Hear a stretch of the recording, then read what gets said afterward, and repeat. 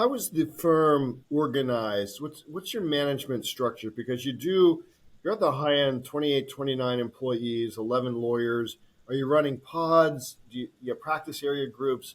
What does that look like generally?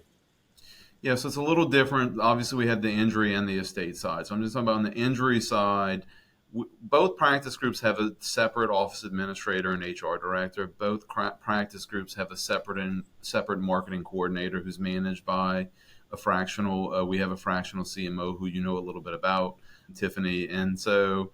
Welcome to the Renegade Lawyer Podcast, the show where we ask the questions, why aren't more lawyers living flourishing lives and inspiring others? And can you really get wealthy while doing only the work you love with people you like? Many lawyers are.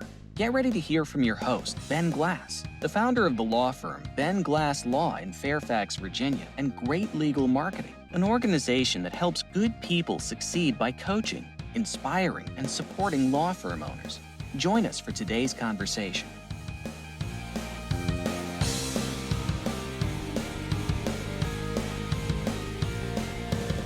Hey everyone, this is Ben Glass, the Renegade Lawyer Podcast. Welcome back, where each episode I get to interview folks who are doing cool things in the world, either inside or outside of legal. And today we're inside of legal mainly, although we have a broad variety of topics. I have David Vicknair. The firm is Scott Vicknair, headquartered out of New Orleans, Louisiana. They are a Great Legal Marketing member firm, a bunch of lawyers under roof, doing a lot of personal injury on one side, and then Brad Scott is developing estate planning and I think estate litigation practice. And so I wanted to catch up with David because they've had a lot of growth in the last 3 years or so, and just talk about some of the things that he and Brad are doing to make this happen. So thanks for carving out some time, my friend. Ben, thank you so much. I'm happy to be with you. We are huge supporters and believers in great legal marketing, and I like to describe you as my mindset person, and really puts me in the right mindset from a leadership and law firm development standpoint. So it's a really honor to chat with you today. Very kind. And you have your own podcast, the Overruled Podcast, which is, as we said before we went live, mostly not about law, but about life and business and philanthropy and things like that. So folks should go check out the Overruled Podcast with Scott Vicknair, the name of the firm. So awesome. So let's give people a picture of today, what the firm looks like in terms of people under roof. I think you've got a couple different offices at least. Let's talk about that. Sure. So we're a total of 11 attorneys, including my law partner, Brad Scott, and me. So 11 attorneys in the firm, about 28 to 29 employees, all under roof. We have two primary offices. One is our downtown New Orleans office, which has a couple of employees in our estate group, but it's primarily our injury group in the New Orleans office. And then Covington, which for people in this area would know, there's a big lake, Lake Pontchartrain. It's right on the north side of that lake, which is primarily our estate practice group. And we've begun to expand. We've opened two appointment-only offices, both in Metairie, which is a suburb of New Orleans, and Covington, and Cutoff, Louisiana, which is very, very south.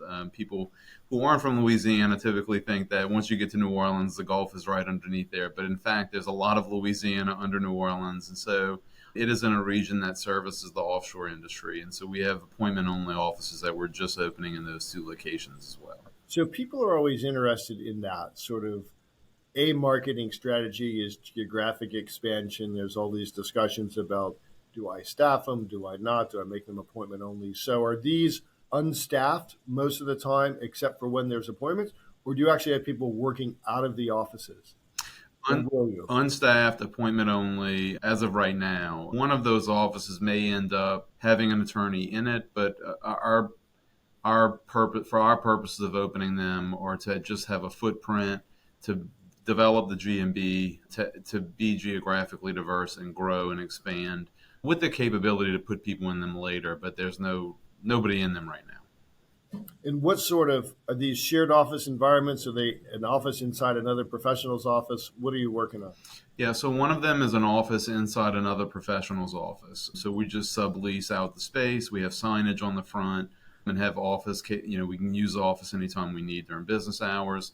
The other would take us down a SEO rabbit hole. The other is a Regis office, which you can get both sides of the equation on, whether or not Google treats Yeah. that negatively or not. We, for various reasons I won't discuss here, we kind of inherited that office, and so it was something we were going to do irrespective of Regis being an SEO flag or not. And we ran it by somebody who we really trust on SEO, and we don't see it having any pertinent issues as of this time. No, that's awesome. And of course, the Regis spaces I've seen are nice spaces generally. They do a pretty good job. All right, so I know you've had a lot of growth in the last 3 years or so, but take us back a little bit farther than 3 years. And because you're a young guy, tell us a little bit about your own growth as an attorney and then your own running or being a part of running a law firm. Yeah. Has your name? Yeah, so I actually was very lucky because when I was coming out of law school in 2011, pure dumb luck, it just so happened I was finishing law school in a geographic location, which was giving rise to the largest litigation in the history of the United States, which was BP. And so because of the for 4 years after law school, I worked for a really, really good lawyer, a true trial lawyer, a guy named Rhett Fabre, who actually coincidentally is how Brad and I met because Brad was trained and worked underneath him, and so did I. And Rhett had a real diverse practice. He was doing both business and PI work, and that afforded me the opportunity to both use his existing clientele and use my relationships to develop clients in the BP process, which ended up being really successful for both Rhett, me, and the firm. And that kind of gave me the financial capability to really jump off the ledge 4 years in. And at that time, it was both that and Brad really convincing me to go and, rent an office space from him. He had kind of, from lack of just a bunch of circumstances at the firm that he was a managing partner at, kind of went out on his own and from scratch started an estate practice. And I was not looking to get into estate, but I had a pretty big business clientele with some maybe 5 or 10 good PI cases. And I knew doing the math on the back of a napkin with Brad at lunch one day back in 2015 that I could probably financially sustain working on my own. And it just kind of went from there. And I just kind of figured a lot of stuff out along the way. I figured a lot of stuff out along the way with Brad's help. And truthfully, Brad's strength has always been that he understands marketing and he has an ownership mentality. I learned a lot of that from him. GLM helped him with a lot of that. And we kind of have not really looked back. The last 2 years have been critical for us. For me, I kind of had an eye-opening experience coming to the first GLM conference about a year and a half or 2 years ago, and then reading Mike Morse's book, Fireproof, in Florida in the swimming pool 2 years ago. And once I read that book, came to GLM, I realized I was an idiot, and I needed to really overhaul my thinking on the structure of my practice, what I was doing, do more of what Brad was doing in niching and specializing, and that has led to a lot of good things. It's led to me learning a lot of new things as well. Are you doing any legal work yourself now? Very minimal. And at this stage, I would say the only legal work I really do is I help in settlement. I will sit first chair in trials, and I will obviously have an open door with the lawyers in my practice on our practice teams. And we've just restructured the teams for legal issues specifically that they may need just secondhand opinions or guidance on or ask me about. So a lot of lawyers who are founders, as they discover us, other groups like us, read Scott Morse's book. I mean, there's a lot of really good rooms out there right now that teach lawyers how to be better business people. But a lot of lawyers who are going through that journey have a hard time, and I did, with the mindset side of, no, I was born to be a lawyer. I need to be a lawyer. No one else can do this as good as I can. So talk to us a little bit about, was that a challenge for you? And if so, how did you convince yourself and how did you walk through that to where you could actually, we call delegate and elevate the legal work? Yeah, so there's just no two ways around it. Like, it is difficult, right? It just is. It was very difficult for me because your sense of who you are as a lawyer, as a litigator. So the idea that you cannot be managing these cases, which you have, for me, 12 years now, developed skill sets and strategy and understanding positioning and understanding different positions to take in preliminary motions, at mediation, things like that, and how to prepare a case for trial. It's hard. Reading Mike Morse's book was a huge help. Listening to your podcast and understanding your mindset, coaching and development was probably the biggest. And then the third would be the constant help of my law partner, Brad, reminding me you got to let the tiger's tail go. You just have to. And it is hard. And we should just all accept that it's hard and acknowledge that it's hard, but also acknowledge that, like you say, which is true, we're not the only people who uniquely can do good legal work.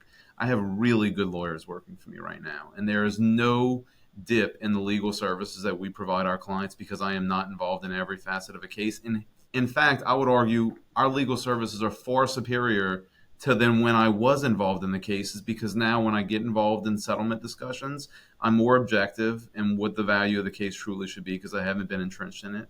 Number two, when I come and prepare for trial, I'm more fresh and I'm not bogged down by the minutia of the individual file. And three, in the rare situation, one of which happened today because the really old case that I used to be heavily involved with, when they asked me to edit a brief, which I rarely ever do these days, it's just a fresh set of eyes with a skill set just over many years of me editing hundreds of briefs that really makes the writing even better. So I like to do that. So most of my today legal work is twofold. One, consulting with high-end lawyers, doctors, entrepreneurs who are thinking about going out on disability and kind of planning that path for them, and then editing the briefs because it's so much more fun than having to start with a blank piece of paper and typing it was a dark and stormy night and here's the introduction and here's the standard of review and all that stuff. And like you, I've got good lawyers who are working. So in our practice, Brian runs the personal injury side. I run the long-term disability side under ERISA. And I've got a couple of lawyers who are just great at writing stuff. But it is really cool to come in as a sort of a veteran writer. Yep. And think about, okay, got some judge or judges, law clerks who are reading this stuff. How can we make it cleaner, crisper, more interesting from just a pure readership, not even legal art, just pure readership perspective? And so I like to do that. Who else has inspired you? You mentioned Mike Morse. They have groups. I don't know if you've been to other events. Like, who have you gotten good energy from and good ideas from who are also out, running these rooms and conferences and events that people are saying, yeah, look, it's okay to not be the lawyer 100%. In fact, it's better for clients. And I agree with you 100%. Yeah, so the other one is really Ken Hardison in Pilma. Yep. I got good advice from a good lawyer down in South Florida a couple of years ago at GLM, whose name's escaping me right now. He spoke at the GLM Summit, and he and I, just having cocktails in the bar, recommended that for my specific practice group and where I was stage-wise, a Pilma mastermind would be a great idea. And he was 100% right. I have some great group members, like, as you had probably know, having run masterminds for many years now, the strength of a mastermind is the quality and the positioning of the other members in the room. And so I'm ending the first year of being a part of that mastermind group, and that's been a huge value benefit to me. If anything else, Ben, just from the standpoint of like leaving the office and forcing yourself to look at the numbers, to look at what are our average case fees on premises liability cases versus MVAs, what are our attorney compensation percentages as attributable to revenue, where are we at on profit, what is our administrative percentages. It forces you really to look at all those things and be critical of your financial statements and where the position of the business is, and also spitball the same problems that we all have in this side of the game, at least in injury. It's the same hang-ups everybody's struggling to fix. It's disbursements, hang-ups on medical liens. How do we structure it? Getting medical records in. And we're all coming up with new ideas in the advent of AI and new technology as well as employees in Mexico and offshoring to help make those things more efficient and profitable for everybody at the company. How is the firm organized? What's your management structure? Because you're at the high end, 28, 29 employees, 11 lawyers. Are you running pods? Do you have practice area groups? What does that look like generally? Yeah, so it's a little different. Obviously, we had the injury and the estate side. So I'm just talking about on the injury side. Both practice groups have a separate office administrator and HR director. Both practice groups have a separate marketing coordinator who's managed by a fractional. We have a fractional CMO who you know a little bit about, Tiffany, and so and then so that's kind of the administrative and marketing structure. And then on the production side of it, at least in the injury group, we are in pods. So we have 2 practice teams with a senior litigation attorney, a pre-litigation attorney, a pre-litigation case manager, a paralegal, and then a litigation case manager and paralegal. And then in terms of, well, you mentioned Morris's book. Are you guys running EOS? So we just hired them to do our EOS implementation. Oh, you're working with, like, I'm interviewing, what's her name, McHazel, coming up in an interview. Like tomorrow, I am their newest client on the coaching side. So we're their newest client we're going to use them for EOS implementation in the injury group, and they're going to help us with the annual, the quarterlies, weekly, et cetera. And that's kind of their coaching component, I think, as they've kind of delved a little bit into you and Ken's arena. I think they've settled on this framework of like what we're really good at is EOS implementation for injury firms, is at least my read on it. And they seem to be like the perfect partner for me in the injury group. I think Brad will likely implement EOS in the next year or 2 in the estate group as well, just probably with a different type of vendor who's not necessarily niched and specialized to injury like Right. Fireproof is. I think the danger is this is going to take you to a whole nother level. And so 2 years from now, you're going to be dealing with issues you don't even know. They're all good issues. Like, it's really good as you move up the ladder, right, of success. The things you have to continue to learn to be better at are just different. Things you've never had to do before, even though obviously you've been very successful, particularly as a young guy, like very successful to date. Let's talk about marketing. I know you're doing a bunch of we call it grassroots marketing. I don't know whether you're doing any broadcast, sort of typical broadcast marketing at all. So tell us a little bit about what the marketing mix looks like for you in the PI side. Yeah, so on the PI side, it's probably a little bit of everything thus far except for TV, billboards, and radio. But we haven't jumped into that yet. We're about to jump into TV, and at some point there will be some mix of radio and billboard, I suspect, in there. But we have really kind of harped, and one of our strengths has been the GLM I will call the GLM playbook, which is, and this even came up in my mastermind meetings 3 weeks ago. And Ken's talking about back when he was running his firm, he's spending millions of dollars in marketing. But if you really track it, 43% of his cases were still coming from referrals. So It's like the low hanging fruit, like I read the newsletters, everyone says it's true, protecting the list, managing the list, growing the list, and staying in front of the list is like everything that Brad and I think about, talk about, and live. And so, from a list standpoint, referral marketing standpoint, we have a client newsletter that goes out every month in paper and digital. And throughout the year, we use different things to get in front of those clients. Like we do a summer event magnet where we'll put like different festivals. We do a fall magnet with the football schedules. We do different cards. The neatest thing we did this year in general, and which we got from Fireproof, is we actually sent a gratitude book out to all of our clients and former clients. It's a quote of gratitude, a book full of quotes of gratitude. No ask, not associated with the holiday. Just, hey, we're grateful for you. It's specialized to that particular client and has their name on the cover. And it was like mind blowing to Brad and I, the amount of text messages that we got back about that book from the people in our list. And like, not just the amount of text messages, like, I don't want to share it here, but the contents of them, like some of the lawyers cried reading them. And so I think from a marketing perspective, that was like a case study in explaining, you don't always have to be asking for something or checking ROI or looking for what client did I generate from this specific endeavor. You should really be asking, am I developing and deepening this relationship with this client and former client so that they trust me as somebody who cares about them, which we do, and who is a trusted legal advisor in the case that they will need us. It's interesting because as we're recording this, it won't come out before this, but I'm speaking next week in Tampa for Andy Stickle and Bill Hauser at the SMB. They have a big virtual conference. And so they asked me, like, 40 years in, best lead gen.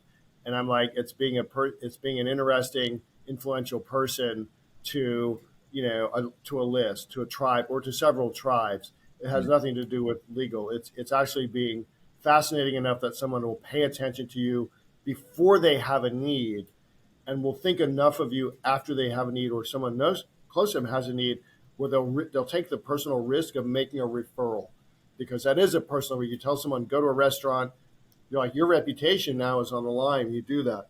So And that gratitude book, what a great idea.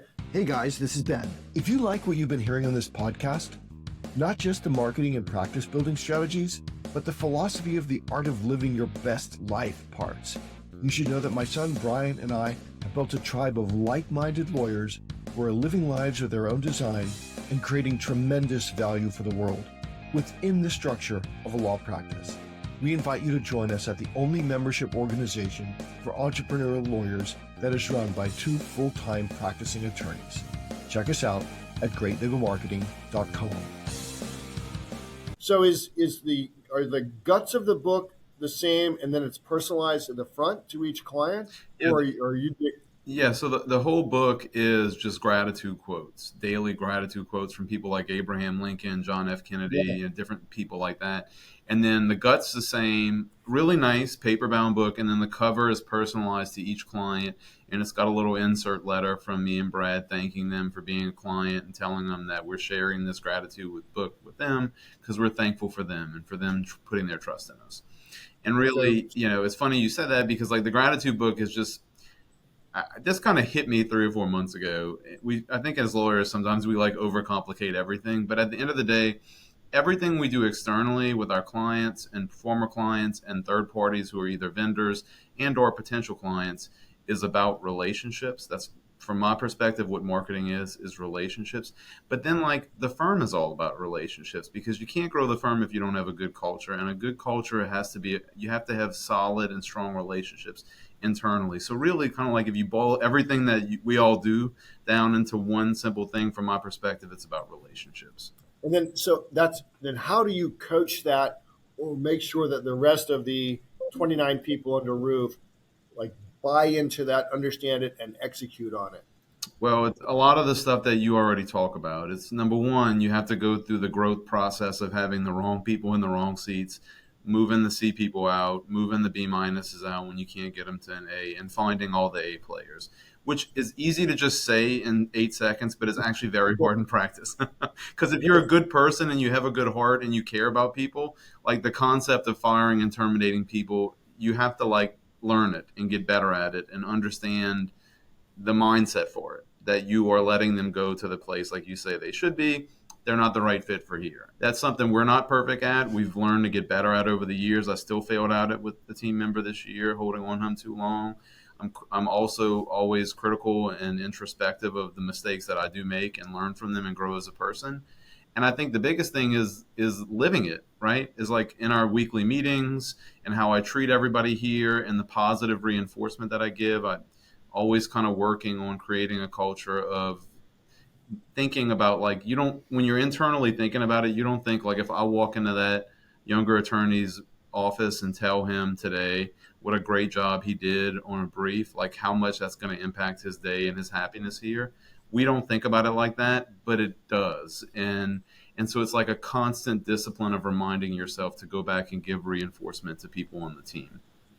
And not only is that a great thing to do, but if you've hired lawyers as lateral moves from other firms, it's almost guaranteed they haven't seen this. In fact, they've experienced the opposite, where maybe the only time a partner comes into the office is to point out faults or deficits or something. Right. And so when they come to work for a place like you, or they hear about it, like we have a lot of firms in GLM, like there's a waiting list actually of lawyers and non-lawyer teams that want to come to that firm because they've heard about it. Maybe they've experienced it. Our paralegals who go to paralegal events, like they're always just listening, like who's a good person who's having a miserable life over at this other firm, and could we recruit them? So, and it's small little things like we use Slack in our practice, which is a great way to streamline interruptions in our office and communicate efficiently. And so it's a small little thing, like you put like we have like an SV wins channel on our Slack to where like I or other people, other attorneys or team members who are not attorneys will post about different wins that we have. Something as simple as like, we gave a water to the FedEx guy when he came in and he was talking about how wonderful we are.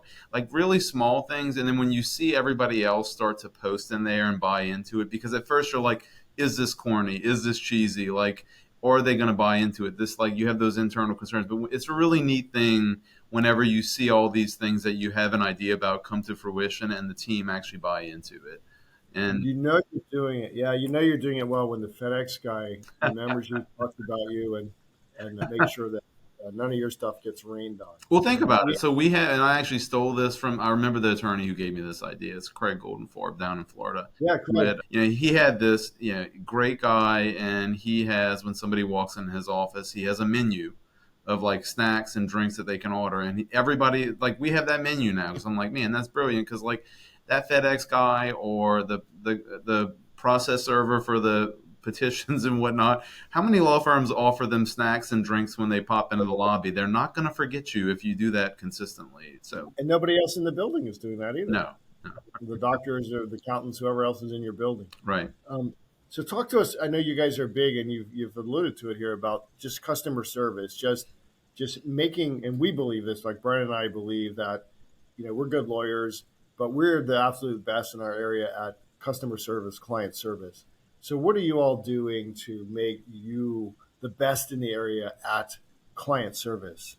Whew, that's a complicated question. So for starters, I'm going back to like you have to have the right people in the right seats, because if they are the right people and they have the commitment and the consistent commitment to providing it, then that's a big piece of it.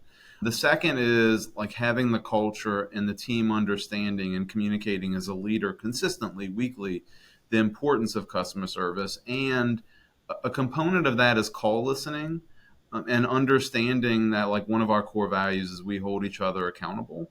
And so like when we fall short in customer service, which we're going to do a lot because we're not perfect and nobody is, that we learn from it, we analyze what happened, and we fix it. There have been at least 3 or 4 situations in the last 4 or 5 months where we really botched a new client case evaluation or a call with a client or things of that nature.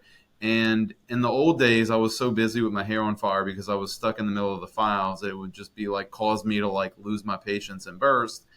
Now, like I'm really here to focus on those problems, and I almost get more excited when we make a mistake because then I have the mental perspective now. It's like this is an opportunity for us to learn and improve and put a system in place that makes us better. So once you build that mindset with everybody and they see you doing that consistently and communicating that, and they understand, and I kind of picked this up a bit from a book that Mickey Love and Pilma had recommended called The Power of Moments. When you understand that when the team feels that they are safe and they are in a culture where like if they make a mistake, like there's not a firing culture, but like an improvement culture, then that lets them become more creative. That lets them use their talents more effectively and for the company to really get the maximum amount out of each of their abilities and skill set. I love that when the team feels that they're safe. As you probably have heard me say, like one of the questions we ask if you were working here is how can we make this perfect for you? I can't guarantee I can make it perfect, but if you're not thinking about that and you're not communicating it to us, like how can we ever even run at it? Right. So, and I know this translates over into, you were telling me before we went live about getting Google reviews from folks whose cases you probably evaluate, how to strategy call, can't help them, and they're still giving you reviews. So let's talk about that. Yeah, so kind of a couple of ideas. Like I'm a vociferous reader of different legal things every month. And like one of the newsletters that I will always read is John Fisher's newsletter from up in New York, because there's always like a little nugget in there that I'm just like really clever. He's such a smart guy. I know you know him well, I'm assuming. 100%, yeah. And the year 1 year. And so his new Google review project, that he calls it streaking, where they are tracking it weekly, have a competition weekly, analyze it weekly. I've just completely adopted that. And the team has really bought into that. I think that actually plays into some of the successes we've been starting to have in our LSA account. LSAs are like the bane of every lawyer's existence, but the consistency of reviews, I think, are a critical piece of that gumbo, of like ingredient in the gumbo of like how the LSA works. So that's one piece of it. But the other piece of it is, for me personally, we get a lot of leads off the LSA account and off of Google, which are not going to be qualified leads. They still, we're still trying to get them in a lead docket, refer them out. But it really became an emphasis for us recently, about 2 or 3 months ago, I was like, okay, we have this client box, the shock and awe box. It's branded Scott Vicknair Injury Lawyers. We send them this stuff when they sign up as a client. But maybe we're missing an opportunity with somebody who calls us and doesn't become a client. Like, we still want them on the list. So we have to get them on the list. And Lead Docket has these integrations with Zapier that can just push them into keep immediately once they get in the Lead Docket. So then we have them on the list because they've opted in our marketing and we pass all the ethical rules. It's like, we have a Scott Vicknair bag, which is branded, which with the, the swag stuff in it's probably we're all in with shipping around 10 or 11 bucks. And I just started running the numbers and was like, we could send out 100 or 200 of these bags a year for $5,000 or $6,000. Then we could get these people in our client database, and they get a newsletter every month. They get a magnets throughout the year. They get a July 4th card. They get a gratitude, whatever it is. It seems to me that I'm probably going to develop a case or two off of all that, and the ROI will be exponential from the $5,000 or $10,000 of sending these bags out. And then I really learned from one of our mastermind members in Pilma, they were having a lot of success with their case evaluation director. We don't call intake anymore. We call them case evaluation director. Having real success in getting people who don't even sign and leaving them Google reviews. And our case evaluation director page is just fantastic. I'm telling you, she gets us a Google review or two every single week from somebody who doesn't even sign with us as a client. It's a case that we never wanted, but like, as you know, and every lawyer listening to this, that's highly valuable to have those Google reviews. How did you find her? Well, my office manager is going to get all the credit for that. And she's been really fabulous. We've had her for about 6 or 7 months. And I think I see her as we growing into a leadership position with us. And she's just a wonderful person. She's really good at it. That's awesome. And that's tough, right? It's tough to find somebody who treats the phone like a professional. But part of the things that we've tried to really start explaining to the team is look, at the end of the day, the one thing we can't outsource to Mexico, the one thing we can't outsource is the culture of the firm. The culture, understanding the core values, understanding what's important to us that will be implicitly conveyed to the clients on the phone. We can outsource a lot of the back of the house stuff, no different than a restaurant. But you are the front of the house, and so what you put out is critical. And I think consistently me saying that over and over and over again for the last 6 months has emphasized to all of them the importance of the phone and how we treat people on the phone. We're recording this near the end of 2023. If we're having a discussion together in December of 2020, for your life and your firm, what will have had to happen, do you think, for you to go, man, 2024 was the best thing ever? What are you really looking forward to? Because I know you're starting with Fireproof, so I'll tell you, that's a whole new level, and you're going to get a ton out of, you have got a lot of great management structure. It sounds like you're going to have more management structure. There's going to be a learning curve. You might want to beat your head against the wall for a bit at the beginning because you think you're doing things really right, but it'll expose opportunities. But what are you really looking forward to for 2024, David? So, I follow Brian a lot on LinkedIn. I read a lot of what he says, and I think he and I have a pretty similar mentality. I relate to a lot of his perspective on a lot of this, which is, for me, it is about, at the end of the day, we have to manage the finances and we have to hit the profit percentage because the business can't grow without capital. It needs capital to fuel the growth, period, end of story. But for me, I find the bigger we get, the more important thing to both Brad and I is that we get the freedom to choose what it is that we want to do. And the bigger we get, that's the neatest thing about this for me is I get to really be selective and decide what I want to do with my time, which to me, to Brad, I'm sure to you, to Brian, is the most valuable thing that you have. And so I would hope, we definitely have strategic plans for which positions and people we need to add, and that will probably be proven to be wrong, and we'll make a lot of mistakes in 2024 and learn a lot of hard, valuable lessons, no different than we did in this year. But I find every year we get bigger, we get better at projections, we get better at management, and I get more freedom in choosing what I do, and that would be a successful year for us. If we want to hit our revenue and growth goals and add the key team members and have the team members here be elevated. Those are important, but getting to a point where I'm more and more getting to decide what I want to do would be success defined for me. What is it you like to do outside of the legal? Hobby-wise, my golf game needs some attention. I'm struggling around the green, and so I like to play golf a lot. I like to cook. I really love to travel. And so a lot of EOS and growth for me is not only stability and strong growth for the firm, which benefits everybody on my team from a compensation and skill set perspective, but also in giving me the freedom to travel more, to manage the firm more remotely, to have a leadership team in place, to take some of the day-to-day stuff off of me. And in 21 and 22 and this year, that has happened more and more. And so I'm really excited to see where that goes. Look, this has been awesome. The firm is Scott Vicknair. This has been interviewing David out of New Orleans now with expanding geographic office presence. Folks want to check you out. I know you guys actually have multiple websites because you've got a separate website for your PI side and a separate website for Scott's stuff. So why don't you give both of those? I think I looked at them. They're both worth people going to look at and see what you're doing. Absolutely. Yeah. So both practice groups are branded like on different websites and social stacks. The injury group is scottvicknair.com. And then the estate group is louisianasuccessionattorney.com. Actually, Brad gets a significant amount of estate clients from out of state who are hiring Louisiana attorneys, and his domain rating and authority has been a critical thing for his growth. And so, yeah, really enjoyed talking to you. Obviously, I was actually coincidentally talking about you at the Pillman Mastermind meeting I was at 3 weeks ago in Vegas, because there's an attorney in my group. I'm not going to name him. He's a really successful lawyer. And he has just not pulled himself out of the files yet. And I just looked at him and told him, I was like, you really need Ben Glass. I was like, download his podcast and start listening. And we're going to talk again in Key West in 2 months. Or you're going to call me in between and or email me. But just like with the firm he's built, which is a super strong firm, just that mindset shift for him and like getting out of the files is going to be like putting rocket fuel on a fire burning. You know what I mean? So that's a very big deal. GLE has been so good for us. We really are so happy being members and appreciate everything y'all have done for us. Yeah, Ken and I are good friends who grew up in the Dan Kennedy world together.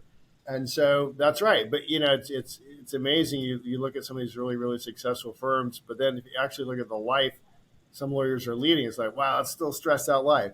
So appreciate you spreading the word. Appreciate you carving out some time. You've done a remarkable job, again, for a young guy. Yes, sure, maybe you had that good kick at the beginning walking into the world's largest litigation. That was the BP oil rig disaster, right? That you're talking about. Yeah. Yeah, so you got some experience, made some money, and you're doing great. I can't wait. Let's do this again next December because I'd love to catch up and see what 2024 has brought you, man. Yeah, I would love to do that. Thanks for talking, Ben. It's been a pleasure being with you. All right, man. Talk later. Bye-bye. If you like what you just heard on the Renegade Lawyer Podcast, you may be a perfect fit for the great legal marketing community. Law firm owners across the country are becoming heroes to their families and icons in their communities. They've gone renegade by rejecting the status quo of the legal profession so they can deliver high-quality legal services coupled with top-notch customer service to clients who pay, stay, and refer. Learn more at greatlegalmarketing.com. That's greatlegalmarketing.com.